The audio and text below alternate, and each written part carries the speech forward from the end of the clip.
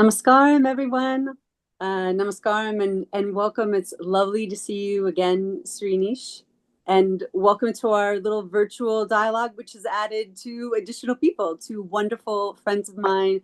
Dr. Stefanie Alexander is a psychiatrist based in Baltimore. And Mike Rios works in talent development at Google X Moonshot Factory. And it is our joy to see you and to welcome you as well, Sri Anish. Lovely to be here, Brigid, with a doctor of psychology, psychiatrist, and with a tech person, and you who's the connecting dot to everything. Yes, I'm happy to be here, Brigid. Yes. Fantastic. So just to give a bit of an intro, and then we'll share it with our two wonderful friends of mine, actually, that I met on the spiritual path in an ashram in India. So a bit of an intro, and then we can just open it up for our discussion. But I have noticed there's this quiet shift happening in how many of us in the West approach and even practice spirituality. And for some, the word guru still carries a mystery, if even discomfort, a word kind of tangled in reverence, and also skepticism, as we spoke in our first discussion. And we associate with devotion and depth, but also misunderstanding and misuse, unfortunately. So how do we discern the truth from the false? What does it really mean to walk the path of Dharma in today's world? One that's less about dogma and more about our awakening our natural intelligence. And in this dialogue, that's what we wanted to explore, this meeting point, that we literally had this meeting point between East and West, and also as it's reflected in this dialogue today. And between intellect and intuition, and the seeker and the skeptic, because so many of us, the curious, even the brokenhearted, the skeptics, are searching for something real. That is what binds all of us together. Not another concept or label, but an experience that feels lived and alive and real. And at that point, I will hand it over to the first question to my friend and Dr. Stefanie Alexander. Yes. Namaste. Namaste, It's so, Stephanie. it's so wonderful to be here with you. So my question is actually somewhat related to we've spoken just once before. I had the opportunity to speak with you, and during that talk, something very extraordinary happened.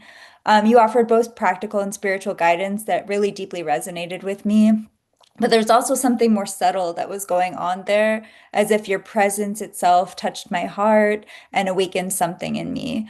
I know my friend Brigid here, who had also had the blessing of meeting with you, felt that she also found a profound inner shift through your presence. What amazed me is like these encounters have all happened over Zoom. We haven't met you in person yet, though we're looking forward to your trip to the United States. We're on opposite side of the world, but your presence is alive and transformative despite that. I know traditionally the guru disciple relationship has been intimate in ashrams, kind of a direct transmission in person, but now you're available in this way across the world from us, and this grace can touch and awaken people. So for me, as someone who's trained in science and medicine, I don't really have the framework to explain what that is, what that connection is, but it's very clearly real. Do you think you could share more about what's happening in those moments, such as how a transition or connection works beyond the physical proximity, and how the guru's energy can reach and transform seekers from afar, given that I know we can't always be in your physical presence?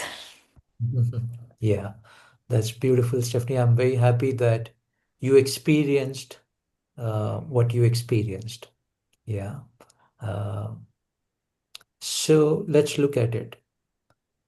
We are tuned to touching and feeling the physical spaces, the physical matter. But now science also tells us that physical matter is what just appears to you. But at the back end, it's all energy and vibration. Mm. But this energy and vibration, we're still thinking in the physical sense.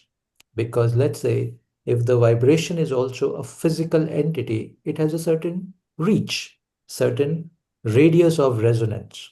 Yeah. So far, our science proves things. But what we call the spiritual energy, Stephanie, is beyond the physical dimension. It's the vibration and energy which is not measurable so far with the current level of scientific instruments that we have. And because of that, we're not able to, this does not make sense to us, or we experience it, but we can't prove it.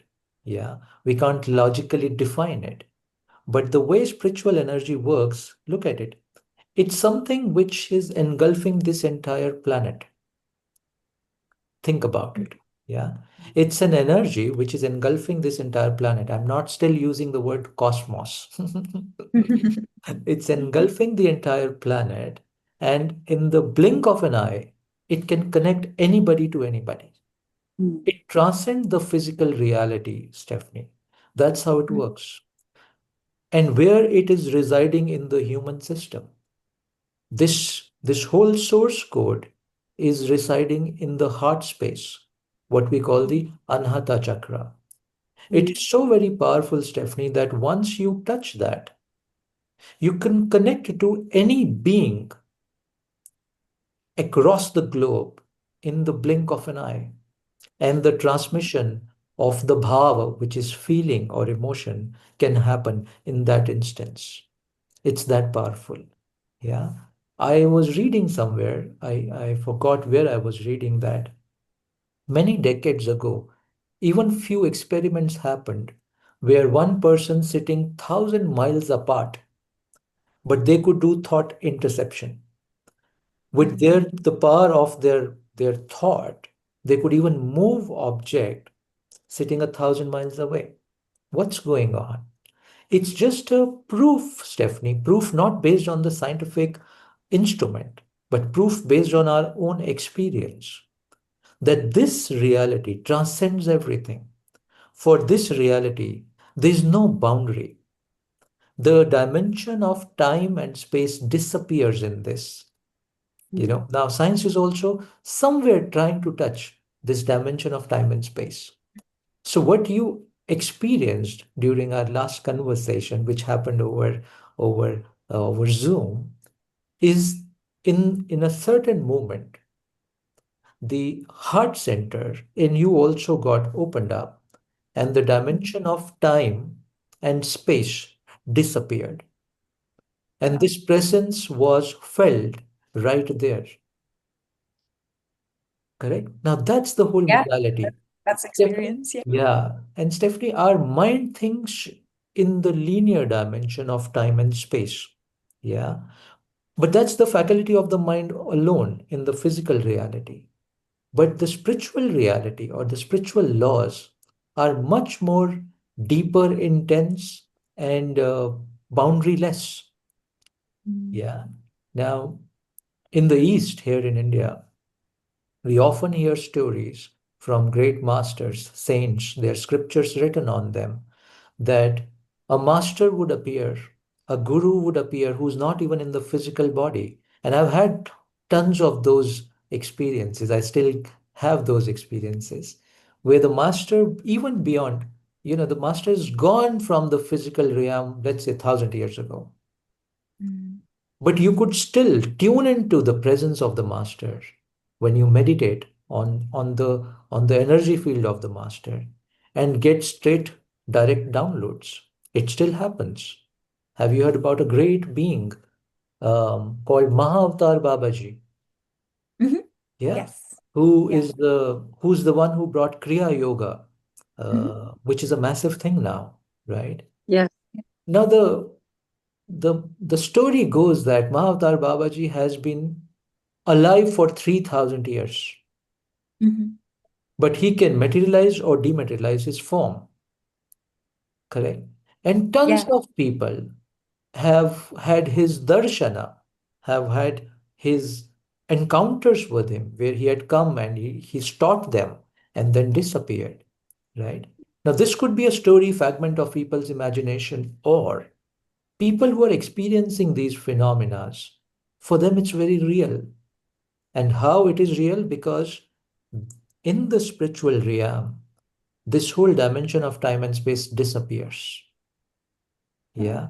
I'll give you just a small example of it, which even with our physical reality we can experience. Yeah. So let's say you are at the ground floor of your building. You have a building which is, let's say, 20-story high, and you are at the ground floor of this building, right? And there's a crossroad. Now, in that building, you see uh, a man walking by. Once the man is gone, you see a car coming from another dimension, another direction. Then the car is gone, and then you see a dog, walking. Now, for you, this all is happening as past, present, and future. One event happened, then second event happened, then third event happened. But imagine, Stephanie, if you go to the 20th floor of this building and stand at the rooftop and look down. At the same instance, you're looking the dog walk, the man walk, and the car move. Right? Suddenly the linearity of time and space has disappeared. You're seeing everything in this nowness. You follow that? Mhm. And how did it happen? You just changed your view. You just elevated yourself. Correct? Now, this you can experience in the physical domain. Imagine if you are able to elevate yourself to the highest spiritual possibility, to that attainment, right? Mm. Then time and space dissolves. Then everything in is happening in this moment. This, what we had during the last conversation and what we are having right now, is everything happening maybe in this present moment. Mm. If you look at from that. So that's how in the spiritual experiences, Stephanie, what we call as a spiritual experience is actually, the definition of that is when you transcend time and space.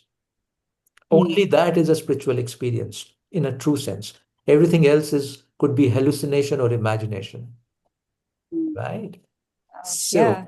so in that moment, probably, Stephanie, your heart centered opened up a bit. Mm. You entered into your own spiritual center, spiritual essence, and suddenly the time and space dimension dissolved, and you felt the presence right there with you, as if we are in a in-person proximity. Correct? Yeah. Now, this is very normal, this is very natural. Um, but as you said, your scientific mind, because we've not studied or proved these things, becomes difficult. Yeah. I'll give you another interesting thing. You know, few years ago, I went to, just before this discussion, we were talking about Kashi, Banaras, one of my favorite space in India. Mhm. I went to Kashi. The other name of Kashi is Banaras. It's the city of Shiva, Mhm. with a group of sadhaks, with a group of meditators. And I was walking in the streets there with this group of meditators. There were many instances where people would come, bow down, and say that last time you came, you said that you'll come and have tea with us. I've not met them in this physical form ever, because that was my first trip to Kashi. Before that, I had gone to Kashi 20 years ago, right? So I've not gone to Kashi in all these years. How is that these people say that they had met me and I promised them something? Or that, oh, last year you were also here with us. You remember we sat here. People were actually saying that. People were saying that, oh, we saw you in a dream. And you said that on this date you're going to come to us and visit us here, etc. etc. What's happening?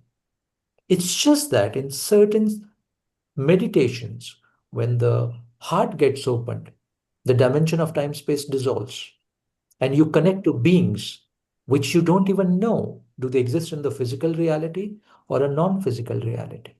You understand?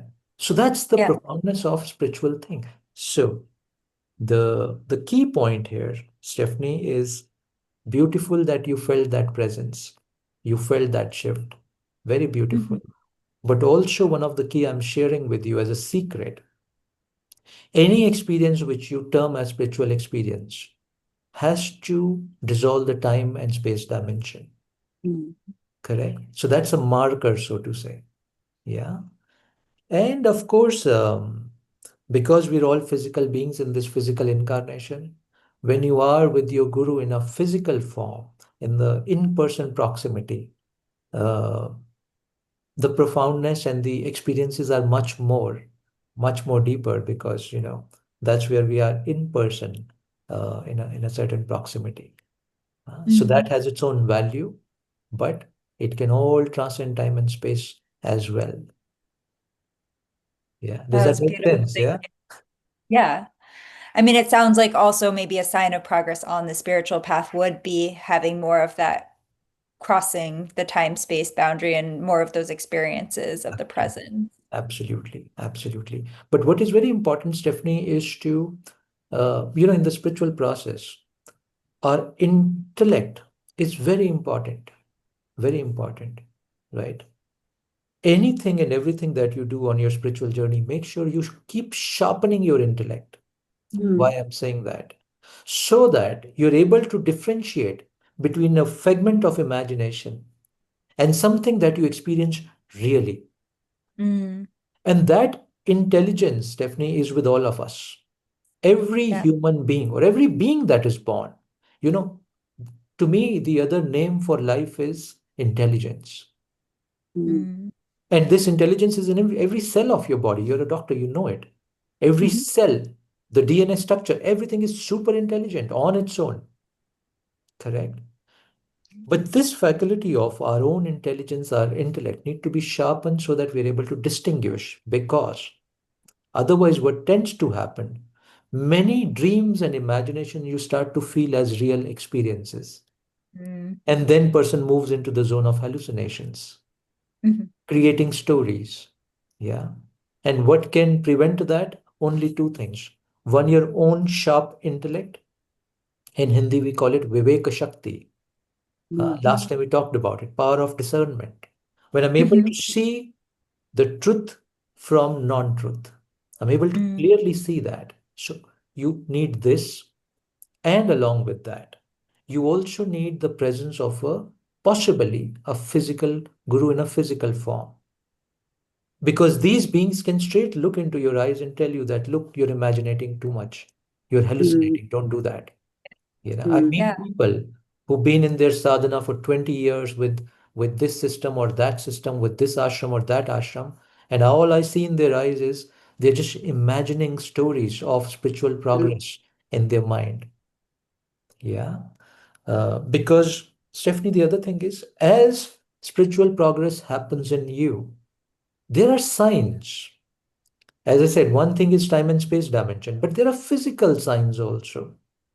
For Mm, an example, your ability to connect with everybody around you would enhance a lot. Mm. Your tendency to judge people based on their speech or behavior or clothing or whatever will reduce a lot.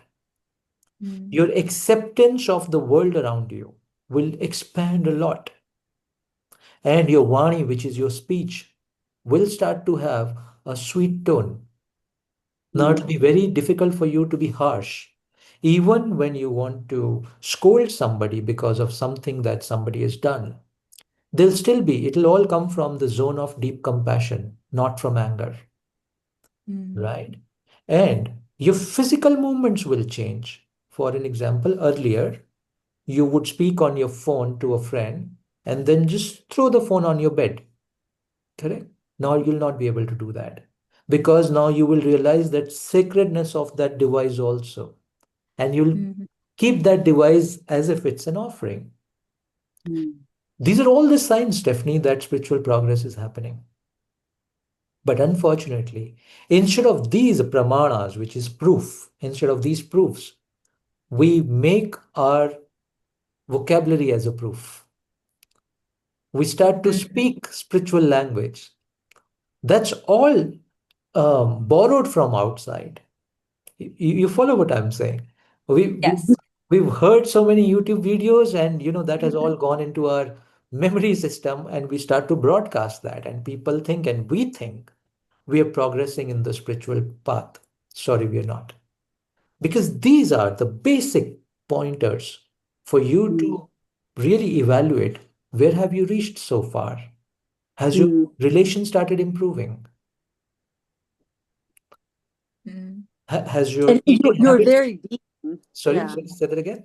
Sorry to interrupt. Your very being, instead of we look for these external markers. Correct. Uh, yeah, and just to add one thing, Srinish, because this is a huge point right now, especially in the West, especially 21st century, and as these younger generations are coming up, but they're raised on the internet, raised on social media, news sources that come from, as we spoke of in the last discussion, influencers and peddlers, and so those markers that I'm hearing now over and over of spiritual progress, people are looking at, abilities. I don't know quite if you could call it that, but and Stephanie and I have spoken of this before. She sees this in her psychiatric practice. I mean, my God, she could speak for hours on this, but I hear, mentioned, oh, have you, what have you done? So I now can astral travel. I can do lucid dreaming, and and in fact, now that I've done it, I can teach it. And here's my course and my, $9.99 offering that, anyone can progress spiritually. And so I'm now seeing these kind of abilities touted, or, I can speak with the animals, and whether that's true or not is, but that's what we're now hearing, especially from the younger generation, that it's, but and I do understand, like the desperation, they're looking for some, like, how can I progress spiritually, and how will I know? And also coming from the West and coming from our educational system, it's easy to look at, like, okay, what 5-step process, like what, okay, I've passed this pop quiz and I've gotten an A, and I think I was able to astral travel, and but that's what we're hearing a lot from, and it's growing. So, yeah. Bridget, I don't subscribe to that model of spirituality. Right. In my vocabulary, I call it neo-spirituality, which Mhm. is way apart from what the real stuff is. Yeah. And I'm really saying it. It's way different than what the real stuff is. Yeah. To to go deeper into that. What all these people are talking about, this the word abilities, the spiritual abilities. Yeah. Mm, The Hindi word or the traditional word that we use is called siddhi.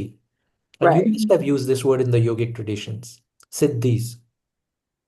Siddhis are the abilities for you to do extraordinary things. Mm, What are extraordinary things? Which are beyond five senses, which are beyond the laws of physicality. So let's say the astral travel. It's beyond the law of physicality as we know it now. We call it spiritual abilities, right? mm, But the whole culture that we build for the spiritual progress in the past, which I really value and respect, Bridget has always said in as many words that stay away from siddhis, stay Mm. away from the abilities, these so-called abilities, because of two things. Number one, in most of the cases, it's not happening in reality. It's all happening in your mind. mm, So it disrupts your mental functions, the brain functions, mm, because you start to imagine and hallucinate a lot. Correct? So we said stay away from all of this. Number two, mm, it also is a stop in your spiritual progress. mm, Correct? It's like um, once you attached to the glamour of these abilities, the real thing is gone. The real thing is gone. Now, number three, because your whole intention is to get these abilities, the starting point is incorrect. Because now mm, your intention is not to simplify your life. Now mm, your intention is not to be more joyful. Now your intention is not to be more loving and compassionate to the world. Now your intention is not to make this world really beautiful. Yeah. No, none of that is your intention. Your intention is to get this special glamorous ability that somebody is advertising. And somebody's saying that, just pay me XYZ money and I'll give it to you as a course. And I'll give you a certificate. I've also seen, Bridget, certificates of enlightenment. Right? Yeah. Now, it raises two questions. It raises the questions on the people those are offering them, their integrity, and it also shows that they're far away from the real stuff. They Mm, themselves are entangled into the mm, non-real. It proves that. So it raises a question on the one who's offering this. It also raises on the question of the one who's subscribing to this. Just a while ago, Bridget, I said the first fundamental thing that you need is razor sharp intelligence. mm, Correct? But we are actually dropping the intelligence, and we're saying that, let me not use my mind and get onto this ability. Yeah, it's a whole topsy-turvy world. It pains me to see that in the spiritual domain, which is meant to be the most pure domain of this entire universe, there are offerers of this kind of things and there are takers of this kind of things, right?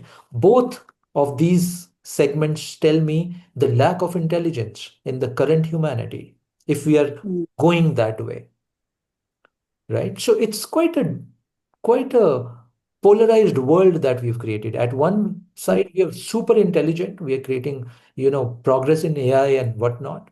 And at another level, the same people are falling trap to this. The same people. These are not uneducated people who are falling trap in the trap of this. These are supremely educated, highly so-called intelligent people. But to me, they're intelligent only in one dimension or in one direction, let's say their technology or their education, but they're not mm, intelligent towards life. mm, mm, And where would this intelligence come from? When they sit and talk to themselves, not as mental chatter, as a quality conversation that, hey, Bridget, who you really are. What do you really want from this life? Why are you existing? What's the purpose of your existence? What are your drivers? What are your motivators? What are your value systems, Bridget? Let's sit, let me write it down. What moves you, right? And which direction of truth you want to go towards, and with which intensity, etc. These are the conversation that we need to have with our own self, Bridget, to be mm, able to sharpen this intelligence.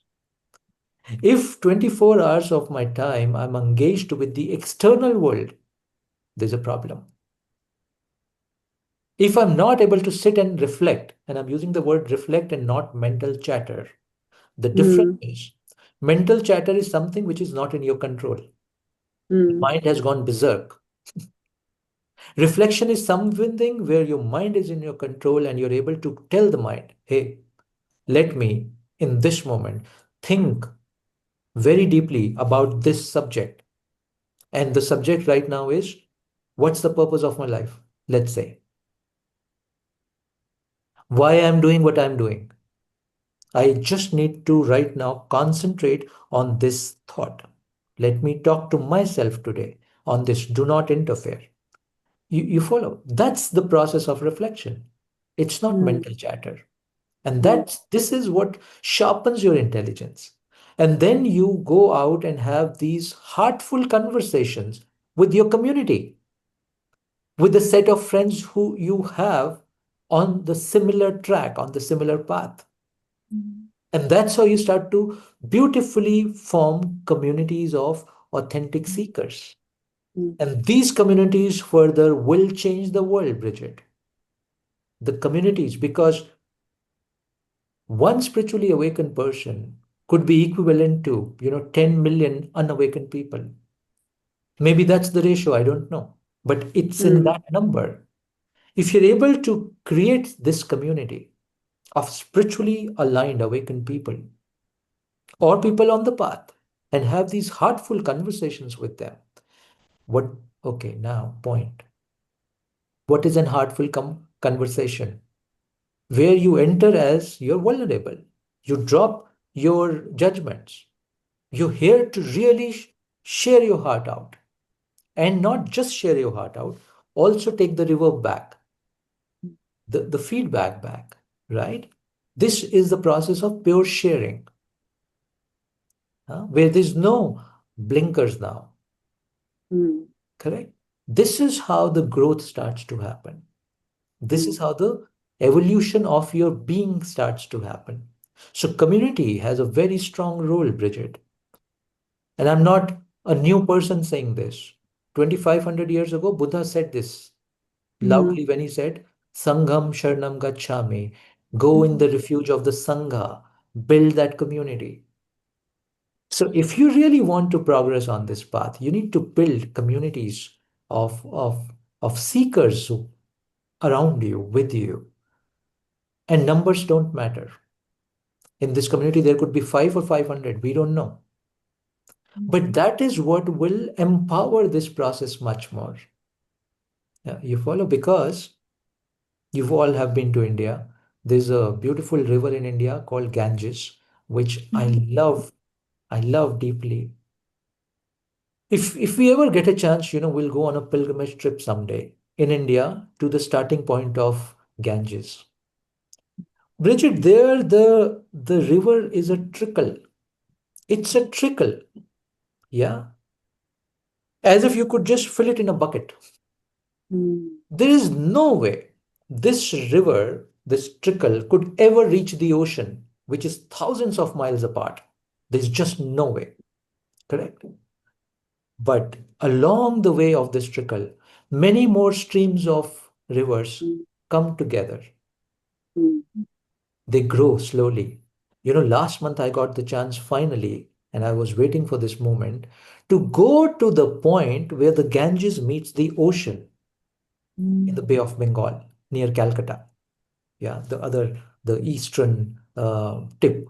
I got the chance to go to that exact point. You have to take a ferry, and it's a troublesome journey. But when I went there, Bridget, Ganges looked like an ocean in itself. So what I witnessed is an ocean merging into an ocean. What was going on? How does this trickle of Ganges become an ocean of Ganges? Because it allowed many more rivers to come and merge with it. That's what community does. Alone, I might not be able to reach too far in the spiritual progress. But as I combine the forces of the community, the Sangha, now I become an ocean. Now I gain force, and now nothing on this earth can stop this force from reaching the ocean and transforming the world all around me. That's the law. That's how it works. Now, in this dialogue that I've just shared, where is the scope of going towards glamorized abilities, spiritual ability? You understand? That's the real. Yeah. What will you do with this astral travel ability? Tell me. What will you bring to the world? What will your ability be used in the world for the benefit of the world? Nothing. It's like you're just enjoying your own joyride. And lastly, on this, coming back to the siddhi or the ability point, as you progress on the journey, some things do come to you. Some things, some abilities do come to you. Do you display them? Do you market them? Or do you just keep them as part of, say, this breathing is also an ability, a great ability? Or you just treat it like that? Yeah, it's another thing that has come. That's it, period. You don't advertise or glamorize it, because that's like falling in a big trap. Big. Does that make sense? 100%. And by the way, that piece on creating community and conscious community and building, this is a huge passion of both Mike and I's, and I'll throw the ball over to him, because I know we've already had so many conversations about this, and it's something we've been experimenting as well, and a great passion of his. But I just wanted, because there was a key point you were talking about, and I'll be very intrigued for your first visit to the U.S. What you think of the state of things here when you do witness it with your own eyes. But that actually gets to a part of my big motivation to do these and bring more friends along to these conversations, that because it is quite topsy-turvy here, and the lessons even from the east or other directions from the south. I mean, there's great kind of teaching and incredible spiritual tradition from South America that solely makes it up here, mostly in the form right now of mind-altering substances, but some other is also coming up from the south. And it's quite tricky. So for example, if I grew up in a community where, we made there was a candy factory and we made a lot of banana candies. And I was always told that a banana, and that's all I knew of the taste of a banana, and it looked yellow and it had a certain, shape, and it had a certain, texture and touch. That's all I would know that a banana is. That's the only thing that I grew up with. And you might find that, that kind of limitation, or I would almost say, some respects, maybe even institutionalized ignorance that has developed here. And so it's really hard. But again, that's one of my motivations for, these discussions, these series of discussions, is to show another alternative and to give people. So for example, if in that, community, someone had shown me a real banana and I was able to taste and touch like a real banana, there's no question, what's the real versus the fake. But if I never had that experience, if I never tasted it, if I've never seen it, then I would think, the wine meditation, the naked yoga, goat yoga that proliferates, it's everywhere here, well, that's what it is, that's yoga. I guess that's the real thing, and other things by comparison, might seem more legitimate or more authentic. So having, starting these dialogues, sharing it among our communities, and introducing people to you and maybe even to others like you, but, it gives people that authentic, real alternative that I think people are hungry for. And I'm sorry, I realize I'm talking, I'm totally ignoring the camera. There's no way I can't. I'd rather look at your faces. Excuse me, audience. Yeah. I need to see eyes and faces in front of me. But So, yeah, it's giving Brigid, people alternatives. Otherwise, it's all banana candy. correct. Beautiful point. And uh, 2, 3 pointers on this, Bridget. Number one, East and West to me is part of the same globe. There's no differentiation, number one. Yes, there are cultural and other nuances, but this whole discussion between East and West and who's superior and all of does not make sense to me. We're part of one globe. We're part of one fabric of life, number one. Number two,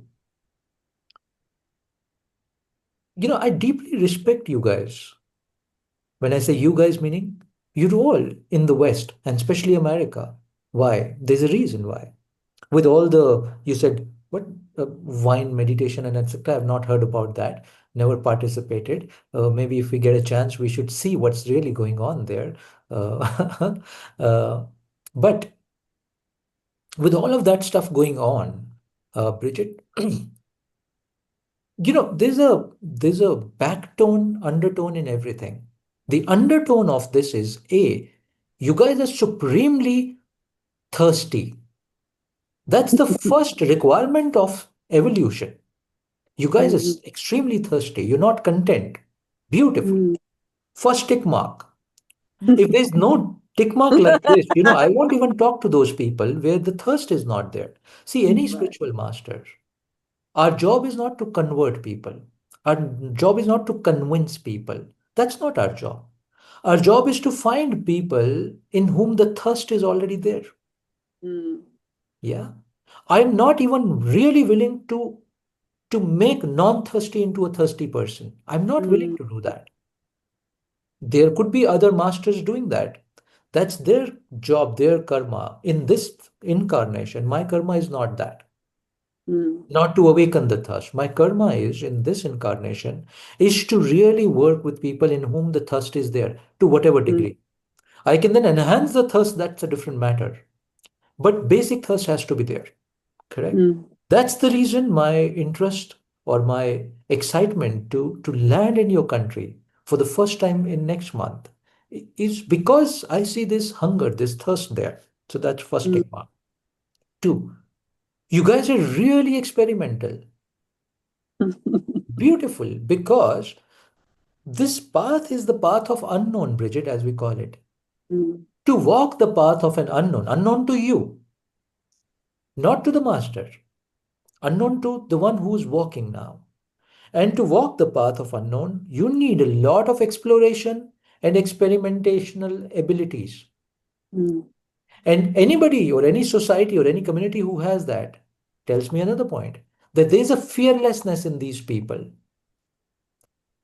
They're willing to go and they're willing to explore, they're willing to experiment. They just not want to cage themselves in the knownness of life. They just want to explore. This is supremely important and beautiful that you guys have.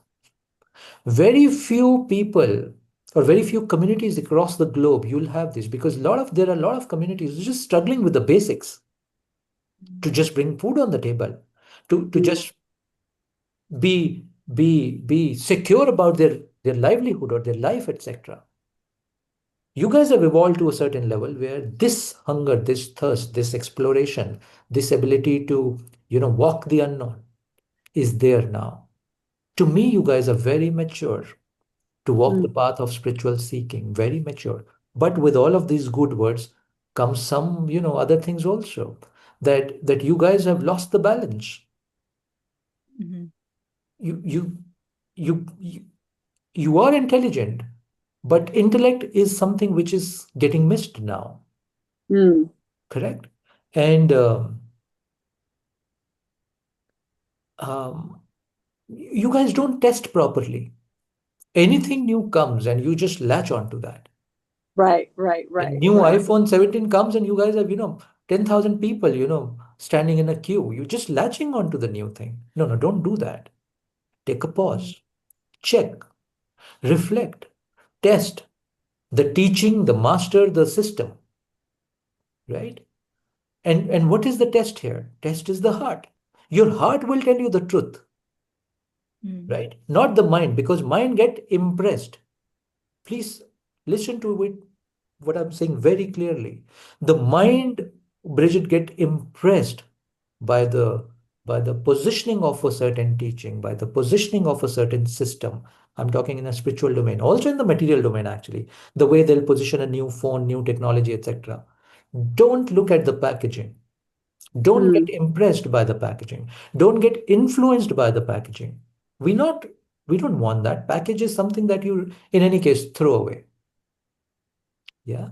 Feel it in the heart. Do you connect to this technology? Do you connect to this device? Do you connect to this being?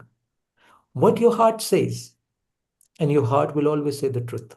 So two distinctions I'm making here, Brigid. Today we're going a little deeper. Two distinctions we are making here. Mental faculty, which if lacks in intellect and less sharpen intelligence, get influenced very easily, right? Spirituality is not about influence. Spirituality is about connection, not influencing. And connection does not happen here. Connection happens here. Your heart will tell you. Some strings of the heart will start to play just in a certain presence. There'll be no fearless. There'll not be overwhelmingness of that. As I said last time, there'll be ease. You'll feel as if you're coming home just by the mere presence. That's it. The heart is saying something. Correct? These are the tests, Bridget. These are the tests. Yeah. I meet all kinds of spiritual gurus, teachers, master, and religious gurus, teachers, masters also, all kinds of, because we just keep meeting. And I tell you, day before yesterday, when I, for the first time, met His Holiness Dalai Lama, Yeah. yeah, whatever the political agenda is going on, whatever is going on, does not matter. I saw, oh, here is a pure being. Mm. He is an absolutely pure being. Correct? Mm. Whatever people will talk about, controversy, no controversy, Tibet issue, China issue, none of that matters to me. But the being matters to me. Mm. What told me about that? Did I got influenced by the huge security around him? Did I got influenced about from the huge crowd who was there to just see him? None of that matters to me. It's just the vibration that I felt at my heart. The Mm. purity of the vibration is that, this is the being. And you look into the eyes, okay, here the truth is manifesting. The love and compassion is manifesting through this being. Mm. You see, so I'm not allowing my mind to get influenced by the paraphernalia, Mm. which unfortunately most of the time what sells or what happens, even unfortunately in the spiritual domain. You'll see the whole paraphernalia and whatever, let's not go into that, but you see that, right? No, Right. that's not. I would never imagine Buddha walking with all the paraphernalia. Um, uh, the pure Buddha. These beings don't do that. These beings are very simple, Bridget. And yeah, so that's how it is. And I said, you guys have something very special. And last point on this, Bridget, is from many years I've been getting this message. Don't ask me from where. Is that for the global good, for the Mm. good of the entire human species, and for the well being of the entire planet, two forces need to come together, the Mm. force of India and the force of America.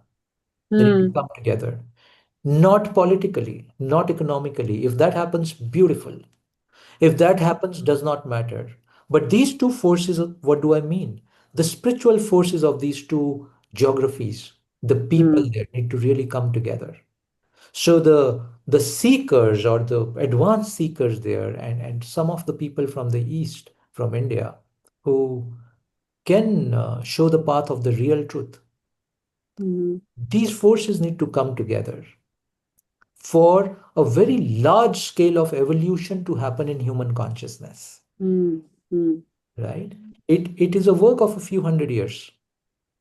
Yeah, we'll all be gone, but this work will continue to flower and spread and will create a new humanity that we've all Mm. been waiting for. Yeah, the new dimension of consciousness, this formation will create. Mm. And this formation needs to really happen. This synchronicity between India and America. And I'm using these two nations. I'm not bringing any third political entity into this. These Mm. two forces need to really, really come together. Really, really. And I think um, um, there are mystical signs I'm getting, there are cosmic signals that I'm getting almost every day. And maybe that's the reason Shiva is and Adi Shakti is making this whole visit happen in such a short span of time. Mm. Um, an unknown friend, Bridget, appeared a few, almost about a year and a half ago. Unknown friend. Somebody just appeared. And his only agenda with me was, have you got US visa? And I said, I'm not going to the US." He said, no, have you ever applied for the US visa? I said, no, I've not applied. He was after my life, an unknown entity appearing. He made sure that I filled the documents and did the whole thing, which took the whole application thing and approval thing takes about a year and a half now in India. Mm. Mm. He made sure I do that, and the month I got the visa, I just announced everybody that November I'll be visiting the US, and they said, "What are you talking about? We don't know anybody there. There's just nothing." I said, "I don't know." November. And they said, "Why November?" I said, "I don't know. I'm just telling you." Now you see, Bridget, what's really going on. Yeah. Because I know these two forces need to be combined. They need to really come together, right? So there's a larger play behind all of this, Bridget. Yeah. Usually I don't talk about this thing, so I don't know why I'm talking about this. Maybe i- one of your Yeah, presence is I've making seen me it. speak I've this. seen it with my own eyes. Yeah. Yeah, I mean, just so people know, from day one, this was just 2 weeks ago, whatever it was, where it was announced, and yeah, no context, no. I think one invitation, Okay. but otherwise weeks, and yeah, no context, no events, no nothing, and it's all just effortlessly been materializing and people coming forward, opportunities, even people that I mean, Mike, other friends reaching out to me and out of nowhere, and then things happening. So yeah, I've seen it with my own eyes. It's spectacular. So I think Speaking of which, we can safely say, Bridget, that looking at all of this, we can mm, safely say and experience that the play of Shiva and Shakti is mm, massive. This is magic happening right now. And when I come there, and we'll talk more about this, from day one to day 25, when I land in the US, it's pure mm, magic happening. And I can tell you, the moment I land there, you'll see a lot of such magic unfolding. Yeah. mm, And I'm not responsible for this. This is Shiva mm, and Shakti's play, right? mm, It is their playbook, which they've chosen me to be part of. And I'm grateful. I'm blessed to be part of this playbook. And so are all we. mm. We're all part of this playbook. Yeah. And whose playbook is this? Shiva and Shakti's playbook. And that gives me goosebumps. Me too. So we're part of a playbook. We're part of a blueprint, so to say. And so is this cat. Huh? Yes. Here, so he can be seen. Yeah. I asked before the talk if I should get the cats out of the room, and he said, "No, let them be." Yeah, yeah. Every being is most welcome, Stephanie. Yeah. I've had satsangs where all kinds of animals and species would just come and sit there. Mm, Um, a moth would come and sit on my hand. I'm speaking, and they've captured the videos and photos of that also. And the moth will just not move. And the mm, moment the satsang, the talk ends, at the precise moment the moth turns, looks at me, mm, goes away. Right? Mm. These are not moths or cats. These are beings. Mhm. Yeah, they want to be in this space. Yeah, Yeah. they feel very sacred and safe in this space. That they want to be here. Yeah. So yeah, Mike, I've not heard you. Uh, Uh, I've been loving just listening and hearing all this. Thank you, Sri Anish. Thank you so much. thank I, you. I I have so many questions. Maybe I'll tie it back to this intention of building community and Mm, building connection. mm, And also just stepping back in my own work, I've been doing a lot of work with conflict, mm, understanding conflict, how to make repairs, how to build connection with other people. mm, Generally, it started from a professional context and trying to help managers and teams work better together. And the more work that we did in this, it was very easy to see why, but a lot of this also comes from family and challenges with family and all that. And seeing that there will be many people that may watch this, I'm mm, wondering, coming back to the home life and our connections with our partners, with our family, sometimes those have the greatest conflicts. Sometimes they start small and they get bigger in these things. And I'm wondering how to improve connection and improve relationships for that family or those people that are close to you. mm, Or it could also be for work. It could, we see conflicts all over with political things and everything. How to create more connection, and maybe for the everyday person, is there something there that can help them get a taste of that real stuff that you talk mm, about in this kind of everyday interaction, right? And yeah, so whether it's joy or love, all these different things, what are some practical things they could do? mm. So first thing, Mike, is to understand that the emergence of your world starts from you, right? It does not start from other people around. People could be personal or professionals or community based. It all emerges from you. You are the center of the world that you've created. That's the first understanding. Yeah, let me repeat that. You're the center of the world that you are creating. Correct? That's the first understanding. Once you have that understanding, Mike, then you start to take the responsibility of the world that you have created, which means the conflict that you're experiencing also may be originating from your energy point. It reflects, it manifests as the conflict coming in the other or originating from the other, but maybe energetically speaking, vibrationally speaking, maybe it's originating from your energy field. Maybe I'm saying, correct? So I have a role there. I have a role there. Now, the third element in this. So this is all realization and acceptance and knowing bit. Going into that, whatever space you create in your own heart, Mike, that space starts to vibrate. Correct. What do I mean by this? I know my life and I know my challenges of my childhood, my, challenges that I had as growing up kid, etc., and all the traumas that I went through, whatever that is. And I also know the story is not different at the other person's end. It's a similar story.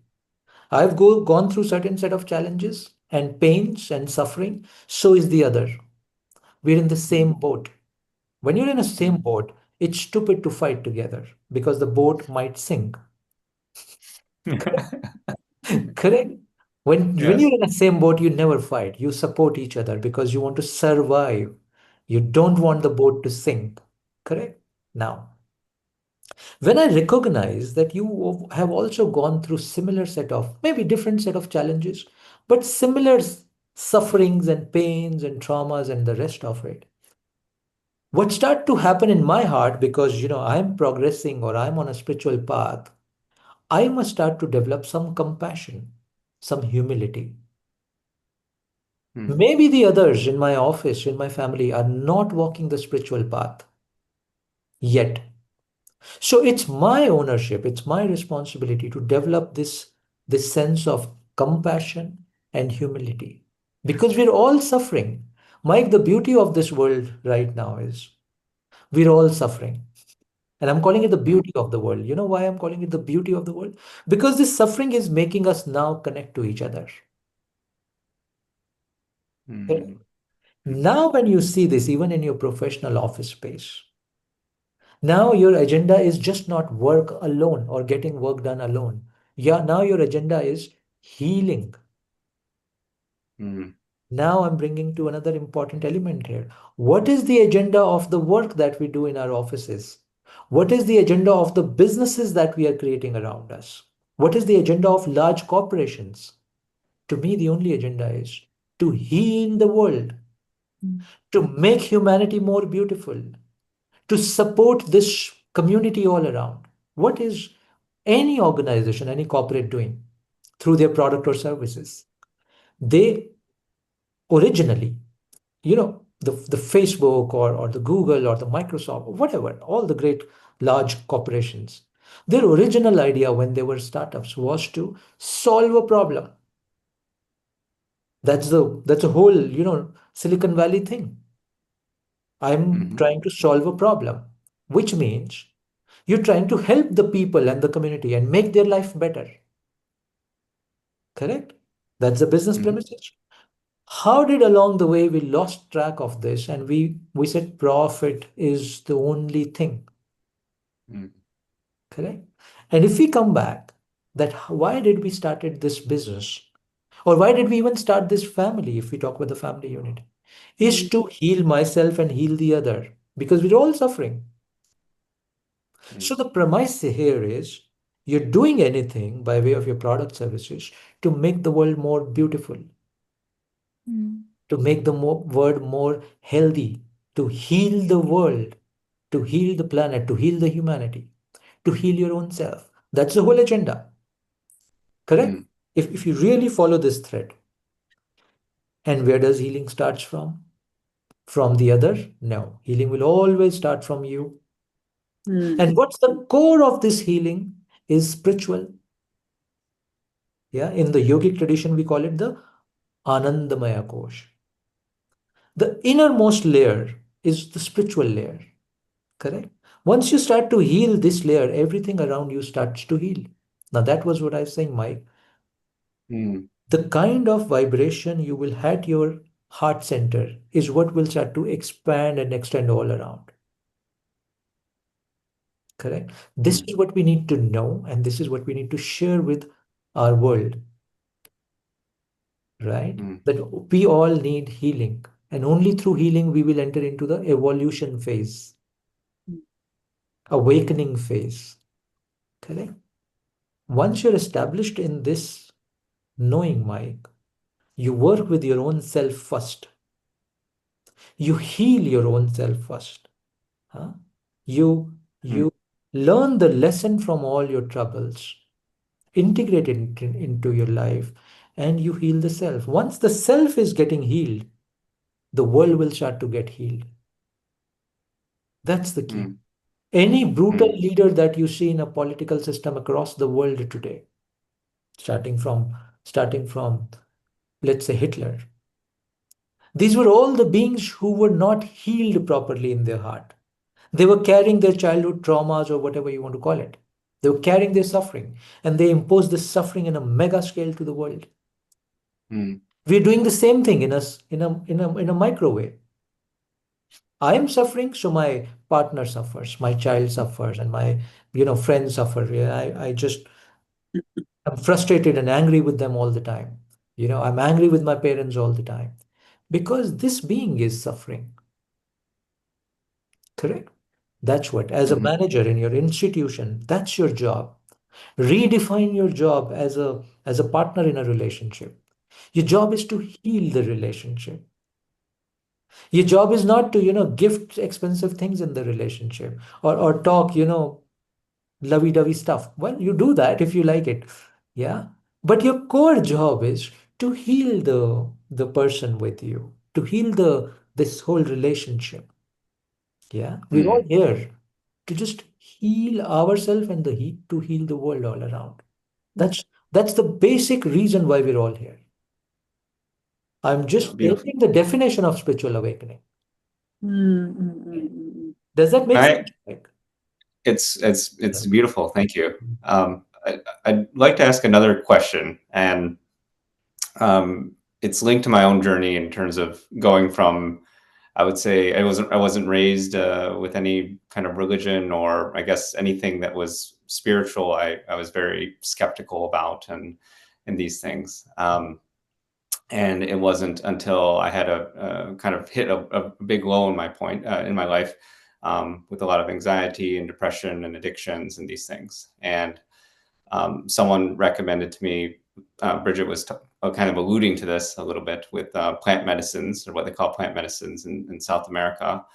And I did 4 nights with ayahuasca, which I don't know if you've heard of ayahuasca or not, or medicinal mushrooms or these things, and cured my addictions and just opened me up. And I knew from that experience, very mystical experiences, in those visions, I was very clear I have to go to India and I have to study there.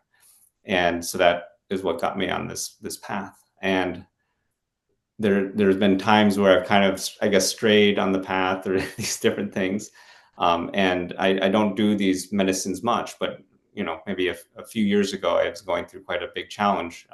And I had some medicinal mushrooms, and it just the vibrations you meant, I forgot what the term was, but the spiritual center, it's almost like I became a werewolf, and my body kind of just opening up and releasing pain and all these things. It was a very, very beautiful night, and just so much healing happening in a 4 or 5 hour period. And I guess I'm curious, partially because there's so many of my friends that I think are maybe also skeptical or curious, or they want to know more. Maybe they've played with these kind of medicines before, and they don't know what else to do aside from these medicines. And so I'm wondering, what is that relationship, if anything?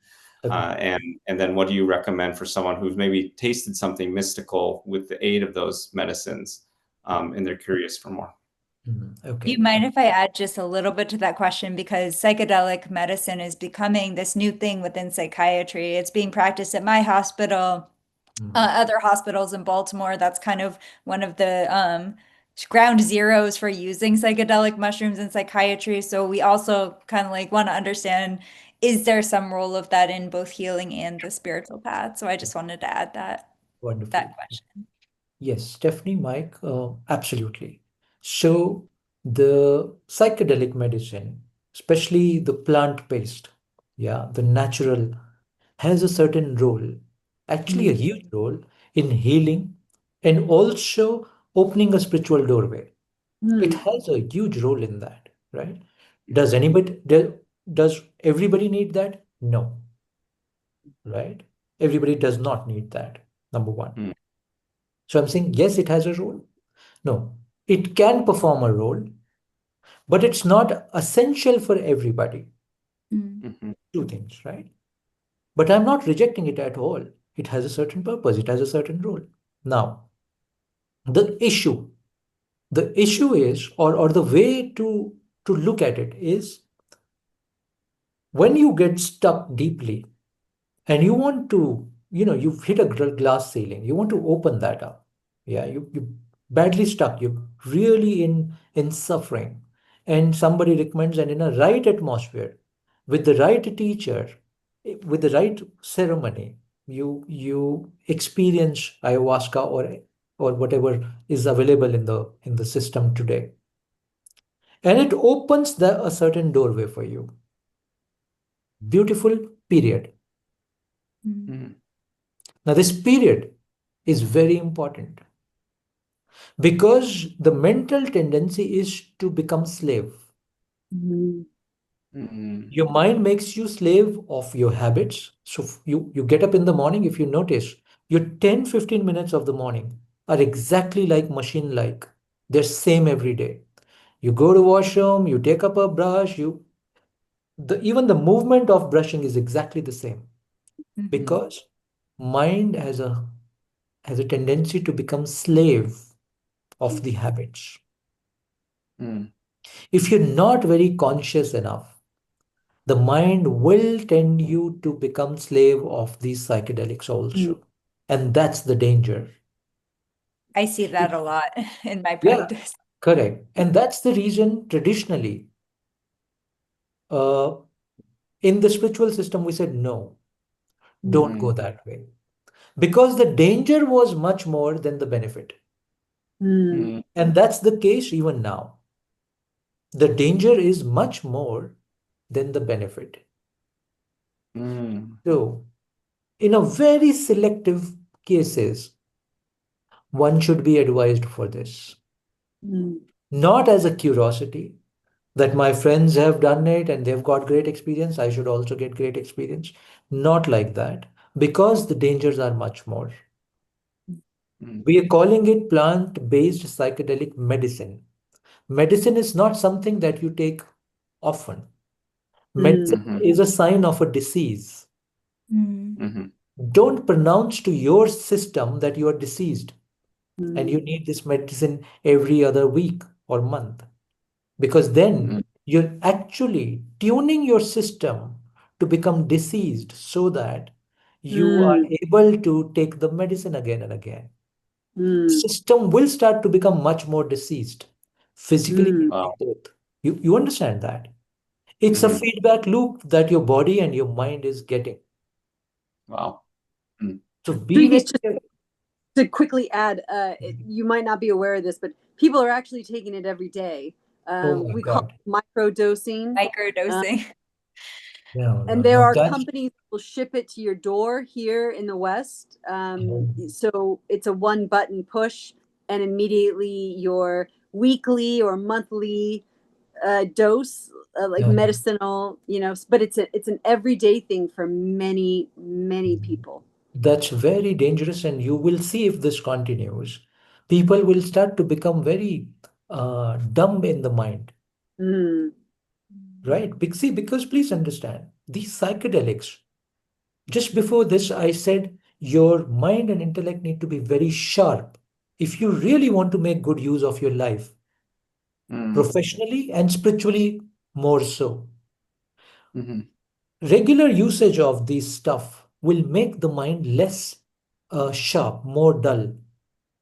Mm. You've basically disqualified yourself from the future evolutionary possibilities. Mm. Because the fundamental thing for real spiritual evolution is your intellect, your intelligence. It needs to be very sharp, correct? And Yeah.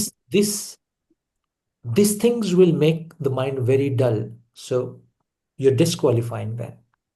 And then you will enter into the zone, which I said, mental imagination and hallucination of spiritual progress. Mm. It does not serve you. It does not serve your relations. It does not serve your community. It does not serve anybody on this planet. Mm. That hallucination. It does not serve anybody. Yeah. Mm. So very critically on certain case basis, is the medicine allowed? Mm. In fact, if you see the whole issue with human physical health today, my research says, or my understanding says, we've started suffering in our human health from the time when the medicine became available over the counter. Mm. Since that time, the decline in human health's well-being is much more when medicine became available easily over the counter. In ancient India, it was not the practice. Are you seriously sick? I mean, if you're partly sick, you'll be treated at home with all kinds of, home formulas and herbs and all of that. And people get healed a lot. There's a whole science behind it. Mm. Only seriously sick, you'll take this kind of medicine. Mm. Right? Now, if the psychedelic is becoming over-the-counter thing, as Brigid said, click of a button, it'll make us more sick, as history proves. Mm. The chemical medicine made us more sick the day it became available over the counter. Yeah, and it's a very debatable issue, the over-the-counter thing. Yeah, Mhm. Uh, people can debate a lot on this, but this is something you need to sense. Yeah, maybe one of you could really research on this. Did Mm. it help? Because I see in the West especially, and I was, pre-COVID, I was traveling to some European countries. Mm. Taking, what do you call it, antibiotics was like a Mhm. play. It was just a play. You sneeze, you take an antibiotic. Mhm. Yeah. My God, they just destroyed their guts. Mhm. And then the rest of the problems which they encountered in every aspect of their life because they became dependent on the medicine. Mm. So, Mike, medicine is not something you must become dependent on. Mm. Mm. Yeah. And please see, the way your mind reads a signal is very different. If you're taking a plant-based medicine, your mind is telling the entire cellular system that you're diseased, and hence you need to take the medicine. Right? And then every cell listens to the story that we are deceased. You follow, Mike? Mhm. That Mhm. that starts a chain reaction. Mm. Does that answer your question, Mike? So yeah, just a short follow on. So say a friend's had some experience. They've seen that door, but maybe, as you mentioned, they maybe they're taking too much or something. How can they go back to that door without Mhm. the medicine? What are some Okay, simple steps for them to take? correct, correct. Mhm. So, okay, coming back. As I said, some of these psychedelic ceremonies will show you a doorway. Please look at each word carefully, Mike. It will show you the doorway. It will not even take you inside the doorway. Mm. You will have the darshan, the glimpse of the inner reality from standing at the doorway. You're not entering into that because the whole thing is over in whatever, couple of hours. Correct? Now, now you've at least seen the glimpse of what exists on the other side. Correct? Now you come back to again your spiritual practice, your spiritual sadhana, your spiritual path. because that is the process to really enter into that doorway and walk into the other side of reality. Mm. So now, and I usually give a 5-step formula. Brigid, I also have a 5-step formula. Here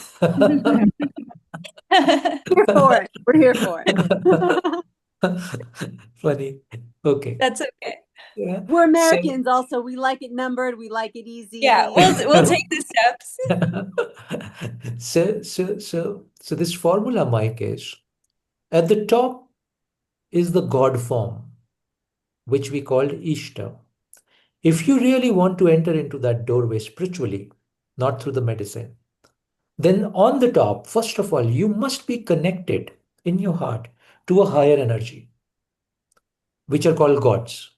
Could be Shiva, Krishna, Hanumana, or any other from any tradition. Yeah, so that's on the top. And these God forms are basically concentrated form of energy. Mhm. Correct? Number one. Number two, then you must have what we see in the process, a guru, ideally in the physical form. But there is a possibility you could align to a guru who's no more in a physical form. Yeah, who's gone long ago. That's all right. But along with this, if you can find a guru in a physical incarnation also, very helpful. And the reason for that is when your guru or your god, they're not in the physical form, your mind can play a lot of tricks with you of saying that, Shiva is telling you to do this, which could basically be your own innate desire. Mhm. Correct, and you could blame it on Shiva. Huh? Uh, but but when you have a guru in the physical form, the guru will never say you to go and indulge into ABC. Correct. Now there's no chance for your mind to create stories because there is somebody who will directly tell you if you ask. Correct. So that's the second important step to walk the path without psychedelic. Third is the satsanga. Mm. Satsang is the dialogue that you have with your guru, Mm. the clarity that you seek from your guru, yeah, the teachings of the guru. That's all become satsang. Fourth is the sangha, the community that we talked about. This community will make sure, Mike, that you don't fall for easily available OTC psychedelic. The Sangha will make sure that, right? So you choose your Sangha or you build your Sangha very carefully. Huh? And fifth, the formula is Seva, something that you do selflessly for the world out there. Anything. It could be anything. We're not defining what that is, but we're defining Seva, the act of selfless service. Now, Mike, if you start to integrate all of this, yeah, did I miss something? Satsang, Sangha, Seva. Yes. And so when I say satsang is also part of your sadhana. Mm. So satsang is just not the teaching of the guru, but through the teaching, maybe the guru is asking you to do certain meditation, certain other things, which we call practices. That too is part of the satsang sadhana. The real word for it is satsang sadhana. Correct? Yeah. But for many people, this sadhana happens just through the speech. Mm. Then the awareness starts to descend in every part of their life. Then they don't need to do any kriya or practice for that. Mm. But for some people, the guru might give you a certain practice to do, certain daily abhyas, daily practice to do. Yeah. Both of these comes under. So again, just to reinforce, the God form, guru in the physical body, ideally, satsang sadhana with the guru, Sangha, which is the community, Seva, which is selfless service. Mike, if you integrate these five as part of your spiritual journey, you will not need to fall back on anything. This will become the integrated Mike, which does not need any substance support now. This is what we need to create. Any sadhak or any community of seekers, if they're able to integrate these five, bingo, evolution Mm. is almost guaranteed. If you do it authentically, genuinely. That's how the process, that's the simplicity of this process. I think I don't want to take too many questions if Stefanie or Brigid want to add in. That resonates with me very deeply. Thank you. And I guess for maybe other Americans, and as Brigid was talking about earlier, there may be some skepticism, or because of media or other things, they may not be even willing to enter, or the first two steps might be too foreign to them. How can they get a taste, or what can there be a bridge for that? No problem, Mike. No problem. Then at least you start to integrate the bottom three. You integrate the Seva aspect, which is selfless service, start to build the Sangha, which is the community of authentic seekers, right? And start to build satsangs. Yeah. And in this case, what would be the satsang? Let's say, okay, let's say you don't subscribe to any guru on this planet. Fair enough. But you will still read some book and you like some paragraph there. You see some video and something hits you hard. Yeah. Something opens. So you among your community start to delve deep on that. So it becomes an inner satsang process. Correct? And as the maturity will ascend, you will see the hearts will start to open up to having the guru in the physical form and the God form. You don't need to start from the top. You could start from the bottom. Correct? Isn't that saying that when you make it, or when you're at a certain place of seeking, the guru finds you? Is that kind of what that means? Exactly. So if you integrate the bottom three processes, you will see, based on your maturity, the heart will start to open up, and the guru form, the resistance that currently, let's say, somebody has for the guru form or the God form, will start to dissolve slowly. And here the word, Mike, it is the process of dissolution of your notions, or of your baggage that you're carrying. You need to dissolve that, no? So that dissolution may not start on day one. No problem. No problem. So you're not dependent on the guru, or you're not dependent on the Shiva. You're not dependent. You don't subscribe to that? Don't include them in your journey right now. But don't replace them with psychedelic also. Don't do that mistake. Yeah. Thank you. And that's a bad replacement. And when you talk about God form, I mean, for us, right, coming from the West, or coming from the States, we mostly in this Christian tradition, but among the kind of Abrahamic traditions, when people, even that word, just the connotation God, I mean, there's really the singular, the one, the etc. It isn't the conception, the practice, the understanding isn't the same as in India, or, by the way, even in indigenous or ancient traditions that are, indigenous to the Americas, from, Native American to, South American traditions and tribes, where you had more of this plurality, and the,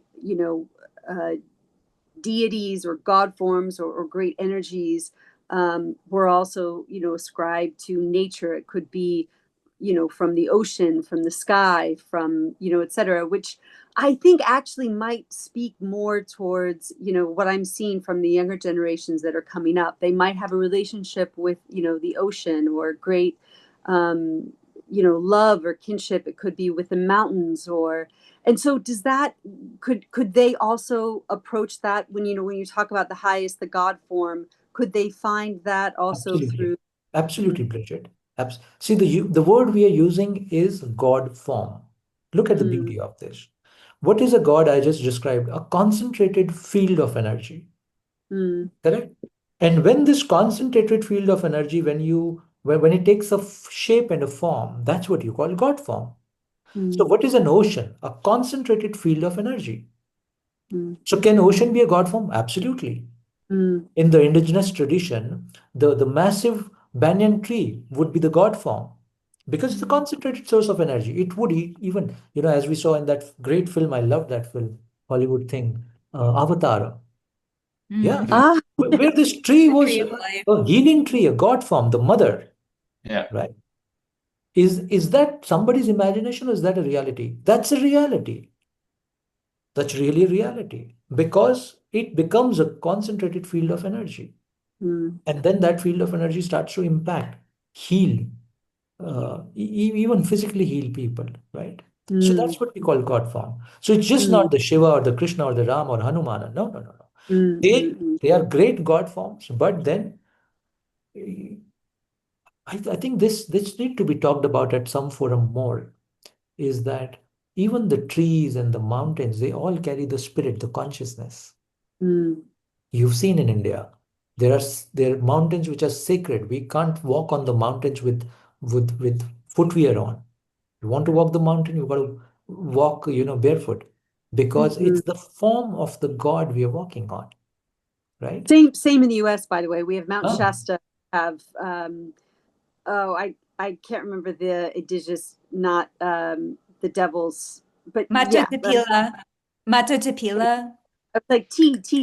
Thank you, Steph. yeah, yeah, So yeah. very So similar. they see every force of nature is a God form also. Every Mhm. force of nature. So if you see, a tree is nothing but a great force of nature. It has opened the earth when it was just a seed. The Mm, small seed which is helpless could break open the earth. Sometimes you've seen the seeds taking coming out from the rocks. Have mm, you seen that? Certain Mhm. trees. So the mhm, seed had the will and the energy and the power to mm, break open a rock and take a shape and later become a huge banyan tree. It's the Mhm. force of nature that we are respecting.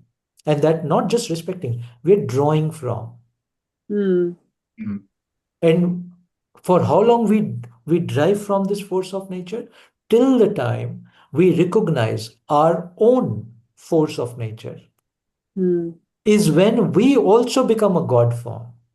mm, Because we too are the same force of nature. Bridget, because today we don't recognize that, we look at an external manifestation of this force of nature, mm, right? Are you following this? And eventually, in the spiritual awakening, we reach to a state, to a level when you realize your own godhood. Yeah, mm, maybe that's a word with a different connotation in the West, but when I'm mm, saying godhood, meaning your own divinity. When mm, you mm, mm, realize the profoundness of your own divinity, when seeking the divinity is no more an externalized process, you realize, oh, I too was the same spirit always, right? Mhm. Somebody would call it the spirit of Shiva, somebody would call it the spirit of the tree, somebody would call it the spirit of the ocean. That's when we deeply enter into the unification, the oneness of everything that there is. Mhm. That's the process. So you and I, we're walking the process to becoming the same Shiva, the same divinity, the same ocean. That's what the journey is all about. So from mm, external, we'll start to realize it residing always in us internally, right? So at some day, the dependence of uh, uh, the God form will disappear. mm, The mm, the dependence on the teaching of the guru will disappear. The dependence on the Sangha will disappear.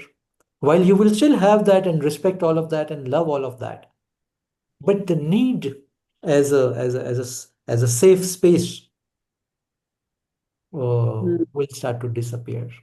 Yeah. So it's not forever. You follow Bridget this. Yeah, yeah, yeah. So you you have to become that what you admire.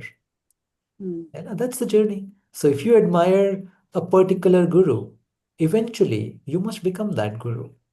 mm, When I'm saying that guru, meaning a guru in itself. Yeah. You admire Shiva, eventually you should become Shiva. I don't like this concept that, I am down and Shiva is high. mm, Or I am down and my guru is high. I don't like that. You know. mm, I want to be merged and become Yeah. that. The way the Ganges merged and became the ocean. Mm. Correct? So Mm. soon this distinction between me and Guru and the separation between me and my Shiva, till the time this distinction is there, there's still some suffering. But that's the journey. Mm. One day these distinctions and boundaries will disappear, and I too will become that which I'm seeking right now. The loop gets complete. Yeah. Well, So I think today we spoke at a different tangent, Brigid, than the last podcast. And now, interestingly, last time when we spoke, Bridget, I did not know what we were going to talk about. Yeah, Mm. maybe there was some framework, and today is the same. But what is the difference between that conversation and this conversation? This there's a marked difference, right? Mm. There's marked difference. You agree first of all? Mm. Mm. yeah. Mm. Now, why does that difference? Where did this come from? Did I choose this? No. Did you choose this? No. You know why it happened? Because of this formation. Mm. Mm. Yeah. So Stephanie brought a certain energy into it. And then Mike brought some of his experience and energy into it. And then you brought, Bridget, your own enhanced energy into it. Right. Mm. And then, I presented myself with all of you. So this equation is what will make the is the deciding factor of the profundity of the dialogue. Mm. Because the guru does not have anything to speak. The guru is a silence. The equation will create a certain field of space where the guru's words will emerge based on the equation. You understand what I'm saying, Bridget? Yeah. This is how it happens. Yeah. So we're all silent beings basically. We got no content inside. Yeah. This is what I experience most of the time. There's no content inside. The equation brings out the content, the words that are important to that equation, that are relevant to that equation. Yeah.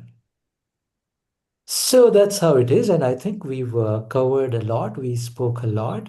And I'm sure there are still many questions, especially I can see Mike's face. There's still questions there. Oh, The Feeling ticker good. tape.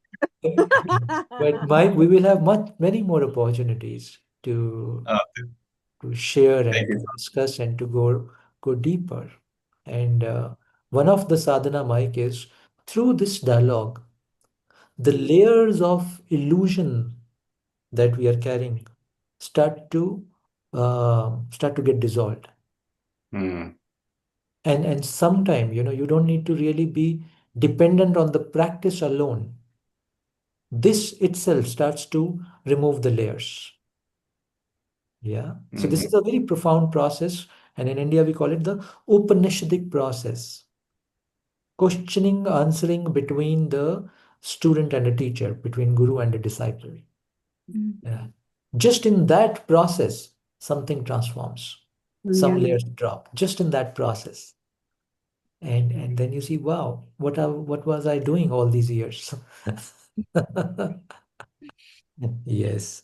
So yeah, with that, I think, Bridget, we we should we should end this because this could, looking at all your faces, this could continue for the rest of your night. Yeah, And yeah. happily, but yes, But I we think should sleep at some I, point. you should sleep now. It's late there. You should give some rest to your body, mind. But I'm very happy that we spoke about all of this at your night time so Mm. that now you can sleep in this field of energy. And what Mm. happens when you sleep with this field of energy? Your cellular system also works, and your subconscious keeps working on absorbing this, on grasping this, on digesting this. Yeah. So it is a good time for now you to wrap up the day and Mm. quietly take a few deep breaths, uh, Mm. calm yourself down, Massage your eyes a little bit because you've been watching the screen for a long time. Wash your face with cold water, massage your eyes a little bit, drink some warm water, take some deep breaths, lie down.